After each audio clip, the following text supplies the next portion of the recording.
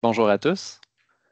Samuel Champeau de chez Gestisoft. Je vais vous présenter Oh, ce webinaire aujourd'hui pour vous présenter Business Central 2025 vague 1, donc la version V26 de Business Central.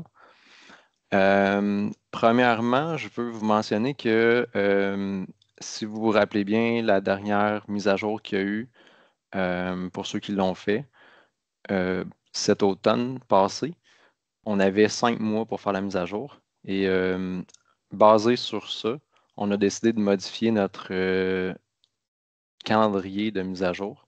Donc, voici la nouvelle méthode qu'on va utiliser pour les mises à jour à partir de maintenant. Donc, la sortie de la mise à jour en avril, donc V26 est sorti déjà depuis quasiment 2 mois. Par contre, vous n'avez pas reçu aucun courriel de notre part. On n'a pas créé les sandbox encore et c'est tout à fait normal. On a cette nouvelle méthode où on va attendre la version mineure point 2, donc 26.2 en juin, qui devrait sortir là, dans quelques semaines, avant de faire la création des sandbox V26 que vous allez pouvoir utiliser pour faire les tests. Les tests, vous allez avoir 2 mois et demi pour les faire pendant tout l'été, jusqu'à la fin août, qui est la date limite pour faire la mise à jour. Bien sûr, comme à l'habitude, si vous avez terminé vos tests, vous êtes prêt à passer à la version, vous nous faites signe, on fait la mise à jour, puis vous êtes sur la nouvelle version. Si, par contre, euh, vous avez besoin de plus de temps, ben, vous avez quand même 2 mois et demi là, jusqu'à la fin août. Euh, c'est sûr qu'il y a les vacances aussi, mais normalement, ça devrait être quand même pas si pire, là. Euh, Sinon, pour ce qui est de l'automne, donc la version V27 qui va arriver en octobre, on va attendre en fait la mi-décembre avant de faire la création des sandbox pour être en fait sur la version 27.2 avant de créer les sandbox. Et la date limite pour la vague de l'automne va être en fait fin février. Donc, on se retrouve avec un cycle là, un peu décalé par rapport à ce qu'on avait dans les dernières années, où la mise à jour, la première mise à jour de l'année se fait en fait en août, puis la deuxième va jusqu'à l'année suivante, en fait, fin février. Ce qui vient aussi avec ça, euh, on a décidé aussi de faire skipper, de passer droit les mises à jour mineures suivantes. Donc, en théorie, euh, point 3, point 4, point 5 ne seront pas faites sur vos environnements automatiquement. On va les faire quand même si jamais il y a des problèmes majeurs, il y a des bugs, des trucs qu'on se rend compte qu'on a besoin de faire une mise à jour, on va les faire quand même. Ou si jamais vous avez des nouvelles fonctionnalités que vous voyez que vous voulez vraiment voir qui viennent de sortir dans des mineurs, c'est plutôt rare, ça arrive, mais absolument c'est plus des bug fixes ou des petits correctifs par-ci par-là. Fait que c'est toujours possible de nous contacter là, puis de faire ces mises à jour-là. Mais dans le fond, ce qu'on se retrouve à faire, c'est en fait, afin d'éviter le plus de problèmes possible, on veut limiter le nombre de mises à jour qu'on fait sur les environnements. Et donc, on va se retrouver à faire juste 2 mises à jour par année qu'on va avoir testées correctement, que vous allez avoir eu le temps de tester là, pendant 2 mois et demi à chaque mise à jour majeure. Puis il n'y aura pas d'autres tests à faire durant l'année puisqu'il n'y aura pas d'autres mises à jour autres que les deux grosses mises à jour. Euh, donc ça, c'est grâce à une nouvelle fonctionnalité qui est sortie en fait à l'automne, mais qui est disponible juste depuis quelques semaines déjà, où on peut, quand on fait la planification des mises à jour sur les environnements, on peut dire à quelle version on veut aller directement. Donc, on peut skipper des versions. Et on peut aussi, en fait, remettre à pas mal plus loin les mises à jour mineures, ce qui fait qu'on n'a comme pas besoin de les faire, là, sont devenus comme optionnels, disons-le comme ça. Donc, avant de procéder avec la liste des nouvelles fonctionnalités, est-ce qu'il y a des gens qui avaient des questions? Vous pouvez poser des questions dans le chat à tout moment. Puis sinon, pendant le processus, si jamais vous avez des questions, n'hésitez pas à envoyer un courriel au support ou créer une demande sur le portail. On va regarder avec vous puis on va adresser le tout. Donc, s'il n'y a pas de questions, je pars avec les nouveautés. Donc, 2025 Wave 1, voici l'adresse si jamais vous voulez aller voir. À noter, c'est l'adresse en anglais. Vous pouvez changer la langue dans le bas complètement de la page, mais à noter que c'est des traductions automatisées, donc ce n'est pas une vraie traduction si vous faites mettre la page en français. Euh, donc, j'ai fait une sélection là, des différentes euh, mises à jour qui ont été faites, des différents changements qui ont été apportés qui sont les plus pertinents. On a quand même beaucoup de mises à jour cette fois-ci pour tout ce qui est fabrication et manufacturing, ordre de fabrication, production. Donc, si vous travaillez là-dedans, vous allez voir que vers la fin, là, il y a beaucoup de choses pour ça qui ont été ajoutées. Puis sinon, ben, pour les autres, là, il y a quelques trucs intéressants, mais il n'y a pas de trucs, je dirais, majeurs là, dans cette mise à jour-là. C'est sûr qu'il y a toujours aussi beaucoup, beaucoup de développement au niveau de Copilot, donc toutes les fonctionnalités Copilot sont de plus en plus euh, grosses et nombreuses. Puis il y en a une en fait là, dans la liste que je vais pouvoir présenter là, éventuellement. Donc, on commence avec modifier les listes de prix dans Excel. Donc, quand on modifie des listes de prix, on peut maintenant les modifier directement dans Excel. Avant, il fallait passer soit par un config pack ou tenter de faire des copier-coller là, dans BC. Mais ils ont rajouté la fonctionnalité là, de modifier dans Excel. Utiliser des options de dépannage améliorées pour les ajustements de coûts. Donc, pour ceux qui ont de l'inventaire, vous savez que quand on fait des transactions d'inventaire, on a un ajustement de coûts qui se fait là, dépendamment de certaines transactions qui sont faites dans l'ordre et tout ça. Ils ont ajouté euh, un panneau, là, un message en français, là, ça s'appelle message d'action d'ajustement des coûts. Là. Pour aller voir, en fait, on peut exécuter une vérification qui va comme détecter s'il y a des anomalies ou des trucs qu'on pourrait améliorer pour que l'ajustement des coûts fonctionne mieux. Ils ont rajouté plein de nouvelles fonctionnalités aussi pour aider que les transactions aillent mieux puis que les traitements se passent plus rapidement et plus efficacement pour l'ajustement des coûts. Donc, normalement, la plupart des clients, vos environnements sont sur des ajustements automatiques. Donc, à chaque fois qu'on fait une transaction, l'ajustement est fait tout de suite après. Là, c'est la petite fenêtre qui apparaît là, qui dit Adjusting Cost. Sinon, on a aussi la possibilité de le rouler en batch là, le soir. Par contre, à ce moment-là, il faut juste assumer que les coûts pendant la journée ne sont pas ajustés. Là. Fait que ça vient qu'un petit drawback, là, mais un peu plus de rapidité pour les transactions. Fait que cette nouvel écran-là, puis les améliorations qu'ils ont faites vont aider pour ceux qui ont beaucoup d'ajustements de coûts. Remplir automatiquement les champs avec Copilot. Donc, tous les champs, pas mal sur les fiches là, dans BC, vont avoir là, un petit icône qui va être apparu dans les champs qu'on va pouvoir cliquer, puis Copilot va faire une suggestion. Les suggestions sont basées sur des données qui sont dans le système. Euh, Exemple, dans ce cas-ci, là, ils ont demandé à Copilot, là, ça serait quoi la meilleure limite de crédit pour ce client-là?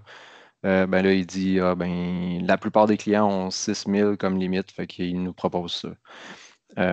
J'ai vu aussi dans les descriptions là, pour cette fonctionnalité-là que dans le futur, ils vont aussi avoir plus de sources et même aller voir sur Internet là, pour aller chercher des suggestions là, de quoi on peut mettre dans les champs. Bien sûr, c'est Copilot, c'est des suggestions d'intelligence artificielle. Il faut quand même faire attention à ce qu'on met. Là. Si on remplit tous les champs automatiques avec n'importe quoi, ça ne va pas donner des très bons résultats. Il faut toujours faire attention et vérifier le tout. Sinon, autre chose, je voulais mettre un screenshot en français, mais j'ai essayé de faire la même chose que ce qu'eux ont fait. Puis moi, la limite de crédit en français, je lui ai demandé de me proposer quelque chose, puis il n'a pas rien trouvé. Fait que je ne sais pas trop pourquoi, mais c'est les joies de l'AI. On n'est jamais sûr à 100% qu'est-ce que ça va donner. Automatiser le processus de compte fournisseur avec l'agent de compte fournisseur. Donc, c'est effectivement une des grosses fonctionnalités d'intelligence artificielle qui viennent avec Copilot, là, éventuellement dans Business Central. Celle-ci n'est pas disponible encore. Elle va venir dans une version mineure subséquente, là. Fait que ce qu'on peut dire en fait, c'est que si on suit notre cycle normal de mise à jour, ça voudrait dire que cet agent-là serait disponible là, si on vraiment on suit le cycle normal, probablement juste à l'hiver, là, à la prochaine mise à jour majeure. De toute façon, les fonctionnalités de base qui viennent là, avec ces agents-là sont minimes au début. Ils vont les améliorer avec le temps, mais en gros, là, un agent, c'est plusieurs intelligences artificielles ensemble là, qui s'unissent pour faire un agent qui va prendre des décisions. Donc, une intelligence artificielle qui va interpréter, exemple, un courriel, une intelligence artificielle qui va interpréter la feuille de la liste des articles pour voir la disponibilité. Un autre agent qui va dire, moi, je vais créer un sales order avec ça.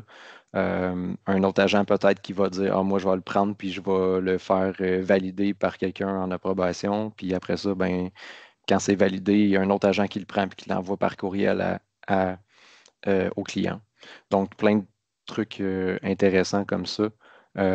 Puis, pour ce qui est des comptes fournisseurs, celui qui va venir, ça va être plus pour lire des factures d'achat, exemple, puis lire les PDF, en faire du OCR dessus, rentrer la facture d'achat, euh, etc.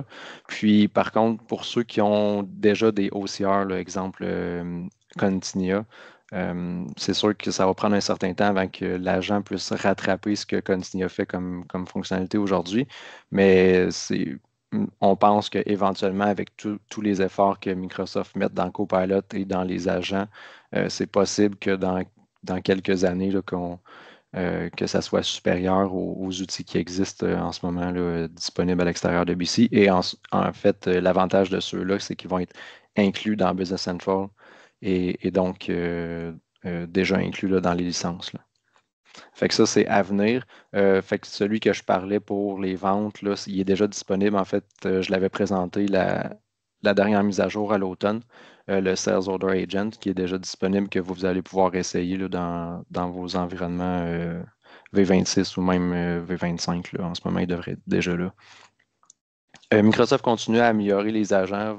J'imagine qu'il va en faire d'autres aussi, là, peut-être des trucs à voir éventuellement là, avec peut-être de la gestion de l'inventaire ou des trucs comme ça.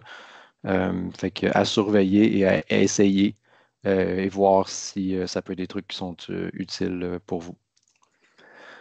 Vérifier les montants totaux des achats sur les documents. Euh, c'est quelque chose qui existait dans une des localités là, de BC qui ont décidé de ramener à tout le monde. Donc, on active la fonctionnalité dans les paramètres d'achat. Ce que ça fait, c'est que quand on crée une facture d'achat, on a deux nouveaux champs qui s'inscrivent dans l'entête où on peut inscrire le total de la facture. Après ça, on rentre nos lignes de facture. Et si jamais le montant des lignes ne correspond pas avec le montant qu'on a sur l'entête, ben, on a un message d'erreur pour nous avertir que le montant ne correspond pas. Donc, une petite sécurité de plus là, dans le processus d'entrée des factures. Euh, des analyses améliorées pour les stocks. Ils ont rajouté des champs dans les écritures de grands livres des articles et les écritures de grands livres des valeurs pour permettre plus d'analyse. Ils ont aussi rajouté une nouvelle requête, analyse des stocks par emplacement, qui peut servir. Là, ils ont mis plusieurs champs disponibles. Là. Exemple, si on veut, on pourrait avoir les, euh, les, euh, les sommes d'inventaire par localisation, même par ville, par pays, par différents champs là, qui sont disponibles là, dans cette requête-là. Fait que à aller essayer si ça vous intéresse. Ils ont aussi ajouté en fait, cette fonctionnalité-ci n'est pas encore disponible, mais elle va être très intéressante quand elle va l'être. Ça va nous permettre d'ajouter des champs, quand on fait une analyse, d'ajouter des champs qui viennent d'une autre table reliée à la liste qu'on est en train de voir. Donc, vraiment intéressant si on veut faire des analyses poussées là, où on va chercher des informations là, de d'autres tables reliées. Mais malheureusement pas disponible tout de suite, va venir là, dans une autre version là, mineure. Là. On ne sait pas si ça va être la point 2, la point 3, la point 4. Mais ce qui est sûr, c'est que ça devrait être disponible pour la prochaine mise à jour là, majeure cet automne, ou plutôt l'hiver, puisque ça va être février. Pour ceux qui font leur rapport financier dans BC, vous allez avoir plus de fonctions disponibles. Ils ont rajouté des euh, différents choix, différentes modes, des formules. Donc, plus de trucs disponibles pour vous si vous faites les états financiers dans le module de rapport financier de BC. Euh, donc, à aller essayer si jamais c'est quelque chose que vous utilisez. Ajuster la largeur du volet Factbox. Donc, des fois, on trouve que le Factbox prend trop de place. On voudrait voir plus nos lignes. Donc, ils ont rajouté un petit espace là, où on peut aller mettre la souris et agrandir ou rapetisser le Factbox. Donc, on peut l'enlever complètement avec le petit i, là, le petit rond en haut, mais on peut aussi maintenant le réduire ou l'agrandir, comme si on n'est pas obligé de l'enlever au complet, mais on va juste le réduire un peu, là. Surtout intéressant aussi là, dans les pages où est-ce qu'on a juste un onglet de notes, là, puis il est comme très gros. On peut le réduire juste savoir est-ce qu'il y a des notes ou pas, mais sans que ça prenne le tiers de la page, là. Euh, on tombe maintenant dans les fonctionnalités plus qui ont rapport avec la fabrication. Puis les production orders. Donc ça, c'est une fonctionnalité pas encore disponible, mais il va y avoir des gros changements, là. Ils ont comme refait un peu là, toute la partie reporting qui a rapport avec la fabrication. Donc, il y a les rapports, il y a certains rapports actuels qui vont disparaître dans la mise à jour là, en 2027. Donc, à surveiller là, éventuellement. Puis ils vont rajouter beaucoup, là, ils poussent beaucoup, en fait, dernièrement, quand ils font des rapports, euh, surtout de l'analyse, à faire des rapports qui sont en Excel, ce qui nous permet là, plus facilement là, de faire une analyse, de remettre un layout Excel, d'avoir des graphiques déjà faits, etc. Donc, ça, vraiment intéressant. Si c'est quelque chose que vous ne connaissez pas, là, informez-vous, là, c'est vraiment puissant, c'est vraiment le fun à utiliser les layouts Excel dans BC. Permettre à plusieurs utilisateurs de reporter des stocks en même temps. On a dans l'autre version d'avant de Business Central, il y avait eu le même genre de truc, mais pour les transactions d'inventaire, de warehousing. Là, ils l'ont rajouté pour les transactions de stock. Ils commencent à rajouter un peu partout, là. Dans le fond, c'est dans un effort là, de rendre le système plus performant quand il y a plusieurs usagers en même temps qui travaillent dans les mêmes endroits dans le système, le rendre plus performant. C'est sûr que là, ici, il nous donne un petit bémol là, qui dit puisqu'on fait des transactions GL en même temps que les transactions de stock, puis que les transactions GL restent limitées à être séquentielles, l'amélioration n'est peut-être pas aussi intense là, que ça, mais quand même, on prend tout ce on prend tout ce qu'il nous donne. Recevoir des articles de projet avec des réceptions d'entrepôt ou des rangements d'entrepôt. Donc, si jamais vous utilisez des projets euh, avec du warehousing avancé, il est maintenant possible là, de faire des réceptions d'entrepôt ou des rangements d'entrepôt qui vont automatiquement faire la transaction dans le projet, dans le fond, là, pour ce qui est exemple, des commandes d'achat qui sont liées au projet, là. Donc, intéressant, assez niche, mais quand même intéressant là, si c'est votre cas d'utilisation. Annuler les ordres de production avec consommation, ça c'est quand même intéressant. Si jamais on a fait des transactions, on peut annuler les transactions, donc annuler les consommations, et ça va faire des postings négatifs pour annuler tout ce qui a été fait. Donc, quand même intéressant pour ne pas avoir besoin de faire tout ça à la main. Ça vient aussi avec un deuxième volet qui nous permet, là, si on l'active dans la configuration de fabrication, d'autoriser de fermer un bon de production sans faire de sortie, sans faire d'output, comme on appelle. Euh, Ce que ça fait, en fait, c'est que les techs, là, le WIP, va être annulé sur le compte d'ajustement d'inventaire. Donc, au lieu de le faire manuellement, où est-ce que là, on faisait un output, puis on allait l'enlever de l'inventaire avec un ajustement, ben là, on n'a pas besoin de faire un output, ça va le faire tout seul si on le permet de le faire avec la fonction. Rouvrir les ordres de production terminés. Quand j'avais vu cette ligne-là, cette nouveauté-là, j'étais comme wow, c'est le fun, ça fait longtemps que tout le monde demande ça. Malheureusement, par contre, les limitations sont quand même grandes, là. On ne peut pas rouvrir un ordre de production terminé plusieurs fois, donc on peut le faire juste une fois. Et euh, on peut ouvrir un ordre de production juste s'il n'y a pas eu d'output, s'il n'y a pas eu de sortie. Donc, dès qu'on a un output, on peut pas réouvrir. Donc, c'est un peu une fonction qui va un peu avec le fait qu'on peut fermer des productions euh, sans avoir fait d'output, là. Ça va un peu avec parce qu'il ne faut pas qu'il y ait d'output pour qu'on puisse les rouvrir. Donc, malheureusement, un peu limité. J'espère qu'un jour, ils vont peut-être faire autre chose qui vont nous permettre de rouvrir toutes les productions, mais à voir. Modifier les statuts des ordres de production en masse. Donc, dans toutes les pages des ordres de production, on peut en sélectionner plusieurs et faire changer le statut de plusieurs ordres en même temps. Modifier le code de lien de procédure, là, le fameux Routing Link Code là, en anglais. Donc, ils ont rajouté ça là, dans les itinéraires de bonne production pour qu'on puisse les modifier directement là, si jamais le code change pour le lien avec le bill of material, là, avec les articles, les composantes de la production. Activer le surprélèvement pour les ordres de production. Donc, si jamais on fait du prélèvement, du picking pour la production, on peut en sélectionner plus que la quantité de la production en tant que telle. Ce que ça va faire, en gros, c'est que ça va amener la quantité totale.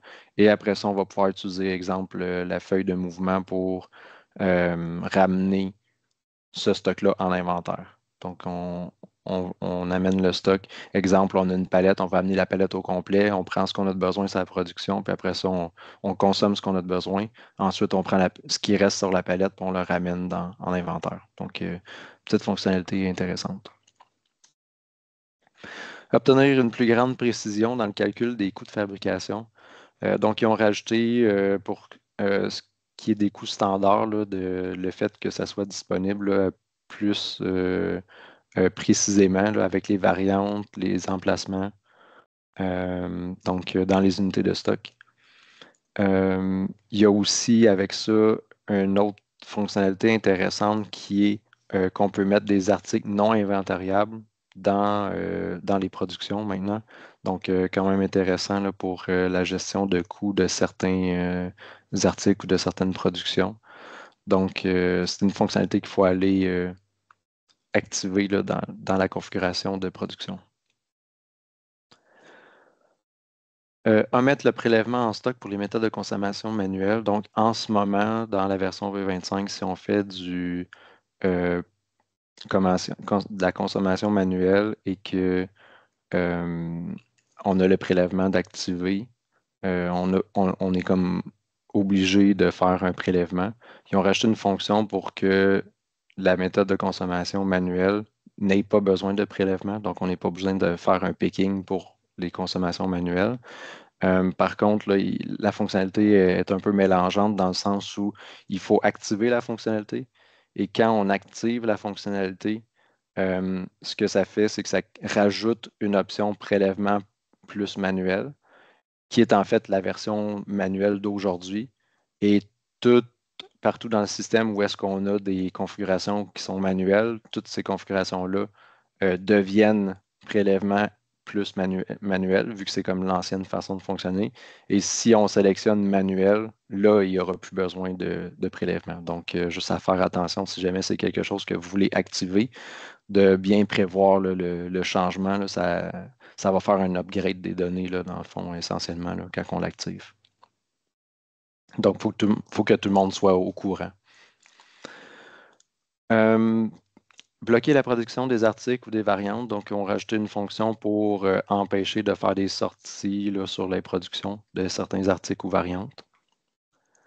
Gérer gérer la sortie de production avec des rangements d'entrepôt. Donc, si jamais vous utilisez des fonctions de warehousing avancé, maintenant on peut faire du rangement d'inventaire ou du rangement d'entrepôt sur les outputs là, des productions.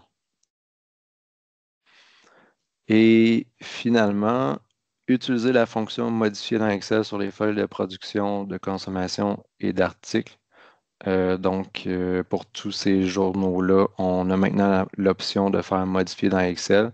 Et comme Microsoft avait dans le passé rajouté des champs pour permettre la modification des numéros de série, numéros de lot, etc., directement dans ces feuilles-là, avec le modifier dans Excel, ça veut dire on peut faire une transaction complète là, par Excel euh, sans avoir besoin d'aller jouer dans le tracking là, en tant que tel, ligne par ligne. Donc, fonction intéressante là, pour ceux qui en font beaucoup là, en masse ou qui ont des besoins spécifiques là, reliés à ça. Et c'est ce qui conclut la liste des fonctionnalités que je voulais vous présenter aujourd'hui. Si vous avez des questions, je peux attendre quelques minutes pour attendre les questions. Et si jamais si jamais il n'y en a pas, on va juste se dire merci et à la prochaine.